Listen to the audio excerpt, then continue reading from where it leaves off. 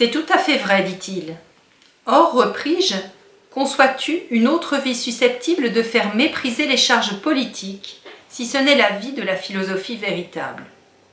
Non, par Zeus, dit-il, mais par ailleurs, il faut que ce ne soient pas des amoureux du pouvoir qui se portent vers lui, sinon ceux qui en sont les amoureux rivaux se combattront certainement. Comment faire autrement? Alors qui d'autre contraindras-tu à se diriger vers la garde de la cité, sinon ceux qui sont les plus sages quant aux meilleurs moyens d'administrer une cité, eux qui sont titulaires d'autres honneurs que les honneurs politiques et qui mènent une vie meilleure que la vie politique? Il n'y a personne d'autre, dit-il. Veux-tu alors que nous examinions maintenant de quelle manière de tels hommes seront produits dans la cité et comment on les conduira vers la lumière, comme on dit que certains sont montés depuis l'Hadès jusque vers les dieux? Comment ne le voudrais-je pas, dit-il. Faire cela, il semble bien que ce ne soit pas comme le retournement d'une coquille d'huître au jeu, mais bien la conversion d'une âme qui laisse derrière elle un jour mêlé de nuit pour aller vers un jour véritable, puisqu'il s'agit d'une ascension vers ce qui est, ascension que nous affirmons être la vraie philosophie. Très certainement. Par conséquent, il faut examiner quel enseignement détient la capacité de produire cela. Comment faire autrement? Quel serait alors, Glaucon, l'enseignement capable de tirer l'âme de ce qui devient vers ce qui est? Mais en disant cela, je pense au même moment à la chose suivante. N'avons-nous pas affirmé que lorsqu'ils étaient jeunes, ils devaient être des athlètes de la guerre? Nous l'avons affirmé en effet. Il faut donc que l'enseignement que nous cherchons procure quelque chose qui s'ajoute à cette formation. Quoi donc? Qu'il ne soit pas inutile à des hommes de guerre. Il le faut sans doute, dit-il, si toutefois cela est possible. Or, c'est d'une part par la gymnastique, n'est-ce pas, et d'autre part par la poésie et la musique, que nous les avons formés dans ce que nous avons proposé auparavant. Oui, grâce à elle, dit-il. Or, la gymnastique, bien sûr, est entièrement concernée par ce qui devient et ce qui se corrompt. C'est en effet à la croissance et au dépérissement du corps qu'elle préside. Il semble bien. Ce n'est donc pas là l'enseignement que nous cherchons. Non, en effet. Mais serait-ce alors la musique, telle que nous l'avons exposée auparavant? Mais celle-ci, dit-il, était justement le corrélat de la gymnastique, si tu t'en souviens. Elle éduquait les garçons en leur donnant des habitudes contribuant à leur procurer un certain état harmonieux sur la base de l'harmonie musicale, et non pas un savoir, et de même une disposition bien rythmée sur la base du rythme musical. La musique procure de surcroît dans ses paroles d'autres habitudes qui sont parentes des habitudes précédentes, autant dans les fictions des mythes que dans les discours qui se rapprochent de la vérité. Mais on ne trouve en elle aucun enseignement orienté vers ce bien que toi, tu recherches dans le moment. Avec quelle précision, dis-je, tu me remets cela en mémoire. En effet, elle ne comportait en réalité rien de tel. Mais, Glaucon, homme démonique, qu'est-ce qui pourrait présenter une telle qualité? Tous les autres arts, en effet, nous ont semblé être quasiment des arts de tâcherons. Quoi d'autre? Mais alors, quel autre enseignement reste-t-il si nous mettons de côté la musique, la gymnastique et les arts? Allons, dis-je, si nous ne pouvons en prendre aucun à l'extérieur de ceux-ci, prenons-en un parmi ceux qui se rattachent à tous les autres. Lequel? Par exemple, cet enseignement commun auquel recourent de manière complémentaire tous les arts, tous les raisonnements et toutes les sciences, celui que tout le monde doit apprendre en premier. Lequel, dit-il? Cet enseignement ordinaire, dis-je, qui consiste à reconnaître le 1, le 2 et le 3, je veux dire par là, pour faire vite, le nombre et le calcul. Car dans leur cas, l'état des choses n'est-il pas que tout art ainsi que toute science se voit forcé d'en devenir les partenaires? Oui, certainement. Par conséquent, l'art de la guerre aussi. De toute nécessité, dit-il. Certes, dis-je, dans les tragédies, c'est un stratège totalement ridicule que Palamède nous montre chaque fois en Agamemnon. N'as-tu pas remarqué que Palamède affirme qu'ayant découvert le nombre, c'est lui qui, devant Troie, assigna à l'armée les positions pour la bataille, lui qui dénombra les vaisseaux et tout le reste, comme si avant lui, rien de cela n'avait été dénombré, et comme si, apparemment, Agamemnon n'avait même pas su combien de pieds il avait, comme si vraiment il ne savait même pas compter. Dès lors, quel genre de stratège crois-tu qu'il ait pu être? Un stratège bien étrange à mon avis, dit-il, si cela était vrai.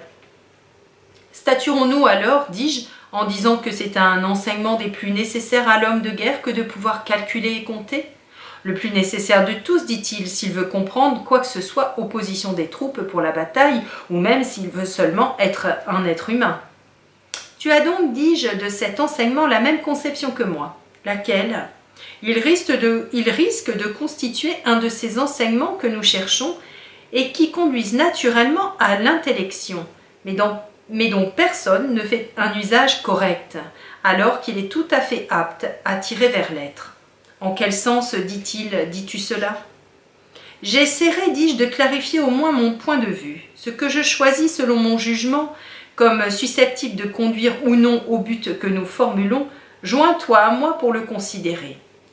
Qu'il s'agisse de l'affirmer avec moi ou de le refuser, et de cette façon nous verrons plus clairement si la chose est telle que je la devine. Fais voir, dit-il.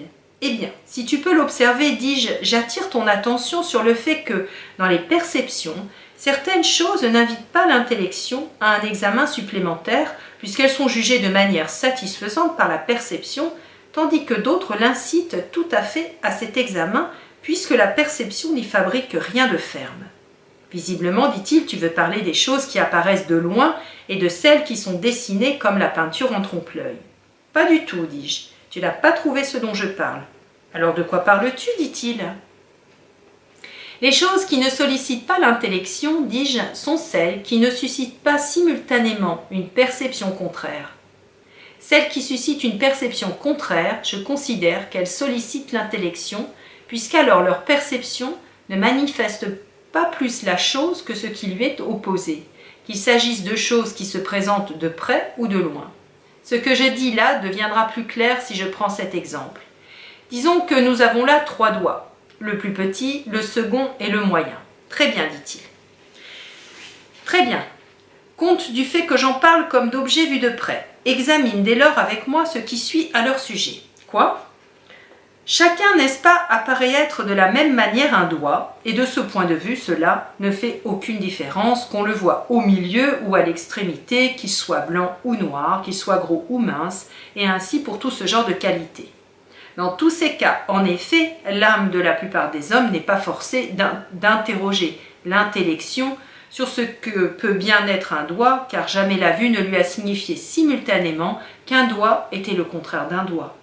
Non, en effet, dit-il. Par conséquent, dis-je, une perception de ce genre ne serait vraisemblablement pas susceptible de solliciter ni d'éveiller l'intellection. Non, vraisemblablement. Mais dis-moi, leur grandeur et leur petitesse, la vue les voit-elle de manière satisfaisante? Et est-ce que cela ne fait aucune différence pour elles que l'un d'entre eux soit placé au milieu ou aux extrémités? N'en va-t-il pas de même pour le toucher, quand il s'agit de grosseur ou de minceur, de mollesse ou de dureté? Et les autres sensations ne manifestent-elles pas ces qualités de manière insatisfaisante? N'est-ce pas de la manière suivante que chacune d'entre elles procède? D'abord, le sens de la perception, qui est assigné à ce qui est dur, n'est-il pas nécessairement assigné aussi à ce qui est mou? Et il rapporte à l'âme qu'il a la perception de quelque chose qui est à la fois dur et mou.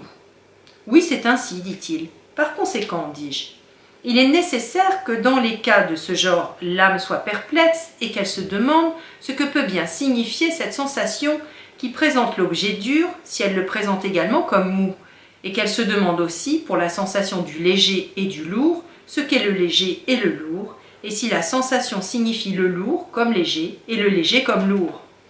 En effet, dit-il, ces communications sont bien étranges pour l'âme, et elles réclament un examen. Dans de tels cas, dis-je, il est vraisemblable que l'âme essaiera en premier lieu, en sollicitant le raisonnement et l'intellection, d'examiner si chacune des qualités rapportées est unique ou si elle est double, par la force des choses. Par conséquent, s'il apparaît qu'il s'agit de 2 choses, c'est que chacune paraît à la fois différente et une. Oui. Si donc chacune des 2 est une, et que prises ensemble elles sont 2, l'âme concevra ces 2-là comme des choses séparées. Car si elle ne les séparait pas, elle ne les concevrait pas comme 2, mais comme une seule. C'est juste. Or, nous affirmons bien que la vue voit le grand et le petit, non pas comme quelque chose qui est séparé, mais comme quelque chose qui est confondu, n'est-ce pas? Oui, mais pour produire cette clarification, l'intellection a été contrainte de voir grand et petit, non pas comme confondus, mais comme séparés, contrairement à ce que faisait la vue. C'est vrai. Par conséquent, n'est-ce pas là que nous vient d'abord l'idée de demander ce que peut bien être le grand et aussi le petit? Oui, absolument. Et c'est ainsi que nous avons désigné d'une part l'intelligible et d'autre part le visible. C'est tout à fait exact, dit-il. C'est précisément cela que j'essaie de dire à l'instant, à savoir que certaines choses sont propres à solliciter la pensée et les autres non. Celles qui viennent frapper la sensation en même temps que leur contraire, je les définis comme susceptibles de solliciter la pensée, alors que celles qui ne le font pas sont impropres à éveiller l'intellection. Je comprends bien maintenant, dit-il, et je suis du même avis que toi. Mais alors, le nombre et l'unité, de quel type te semble-t-il? Je n'arrive pas à le concevoir, dit-il. Eh bien alors représente-toi la chose, dit-il, à partir de ce que nous avons dit auparavant. Si en effet l'unité peut être vue de manière suffisante, telle qu'elle est en elle-même, ou être saisie par quelque autre sensation, elle ne saurait être en mesure de nous tirer vers l'être, comme nous l'avons dit au sujet du doigt. Si par contre on voit toujours simultanément en elle une certaine contradiction, de sorte qu'elle ne semble pas plus être une que le contraire, il faudrait alors certainement recourir à quelque chose pour en juger, et l'âme serait nécessairement complexe et forcée dans ce cas de faire une recherche. Elle mettrait alors en elle-même la réflexion en mouvement, et elle se demanderait nécessairement ce que peut bien être l'unité en elle-même. Ainsi l'étude relative à l'unité ferait partie de ces études qui conduisent à la contemplation de ce qui est et qui y convertissent. Oui, certainement, dit-il, la vision relative à l'unité détient tout à fait cette propriété. Nous voyons en effet simultanément la même chose comme une et comme une quantité infinie de choses. Par conséquent, s'il en est ainsi de l'unité, dis-je, la même situation se produit pour tout autre nombre. Forcément. Or, tout l'art du calcul et aussi toute l'arithmétique ont pour objet le nombre. Exactement. Ces arts paraissaient dès lors capables de conduire à la vérité. Oui, en effet, de manière extraordinaire. Il semble donc bien qu'il ferait partie des enseignements que nous cherchons. Il est en effet nécessaire à un homme de guerre, pour ses dispositions tactiques, de les apprendre. Quant au philosophe qui doit s'attacher à l'être en se dégageant du devenir, il doit aussi les apprendre, ou alors il ne deviendra jamais expert dans l'art du raisonnement. C'est cela, dit-il. Or, notre gardien se trouve être à la fois homme de guerre et philosophe. Certes, il serait dès lors approprié de faire de cet enseignement l'objet d'une législation, Glaucon, et de convaincre ceux qui désirent prendre part aux tâches les plus élevées de la cité de se porter vers l'art du calcul et de s'y appliquer, non pas comme un exercice utile aux affaires privées, mais dans le but d'atteindre la contemplation de la nature des nombres par l'intellection elle-même. Non pas donc comme un exercice en vue de la vente ou de l'achat, comme le font les marchands et les commerçants, mais en ayant pour finalité la guerre et au bout du compte, cette conversion naturelle de l'âme qui se dégage du devenir et se tourne vers la vérité et vers l'être. Tu l'exprimes magnifiquement, dit-il.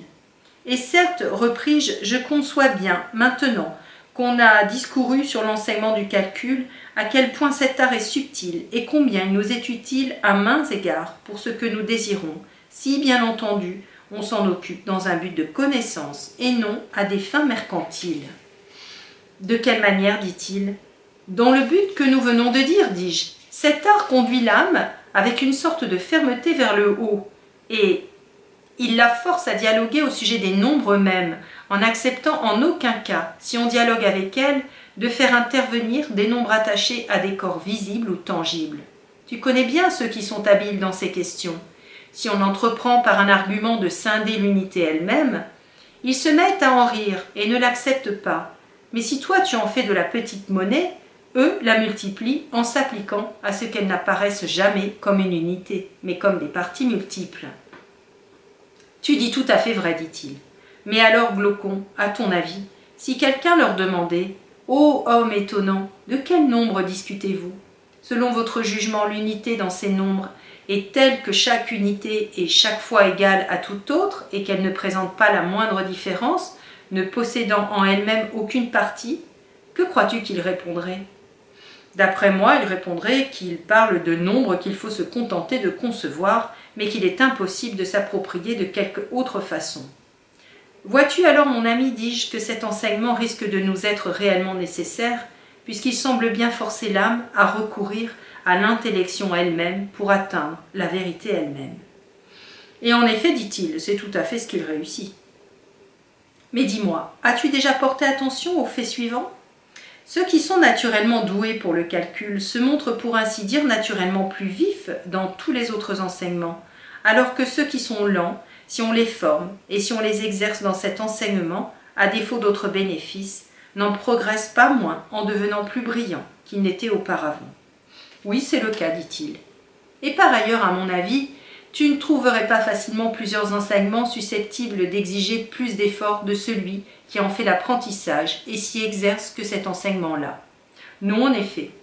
Compte tenu de toutes ces raisons, il importe de ne pas négliger cet enseignement, et il faut que ceux qui sont doués des meilleurs naturels y soient formés. J'abonde dans ton sens, dit-il. Voilà donc, dis-je, un premier enseignement adopté dans notre programme. Examinons maintenant le deuxième, lequel se rapporte au premier pour voir s'il nous convient. De quelle manière? Lequel, demanda-t-il, veux-tu dire la géométrie? Cela même, dis-je. Tout ce qui en elle touche à la guerre, dit-il, il est clair que cela convient. En effet, pour l'installation des campements et pour l'assaut des places fortes, pour les opérations de rassemblement et de déploiement de l'armée, et aussi pour toutes les manœuvres qui sont effectuées au cours des expéditions, aussi bien dans les batailles que dans les déplacements, celui qui serait géomètre se distinguerait nettement de celui qui ne le serait pas. Mais à coup sûr, dis-je, pour toutes ces opérations, une petite part de géométrie et de calcul devrait suffire. Mais ce qu'il faut examiner, c'est l'ensemble de la géométrie, dont la portée est plus considérable, de manière à voir si elle peut, de quelque manière, tendre vers ce but supérieur, parvenir à faire distinguer plus facilement la forme du bien. Or nous affirmons que tout ce qui incline l'âme à se tourner vers ce lieu sublime dans lequel réside l'être le plus heureux de ce qui est, ce qu'elle doit elle-même absolument regarder, tout cela tend vers ce but. Tu as raison, dit-il. Par conséquent, si elle incline à contempler l'être, elle convient. Si c'est le devenir, elle ne convient pas. C'est bien ce que nous affirmons. Or, le point suivant, dis-je, même ceux qui ne possèdent qu'une expertise réduite de la géométrie ne nous le disputeront pas. Cette connaissance est entièrement à l'opposé de ce qu'en disent ceux dont elle constitue le domaine.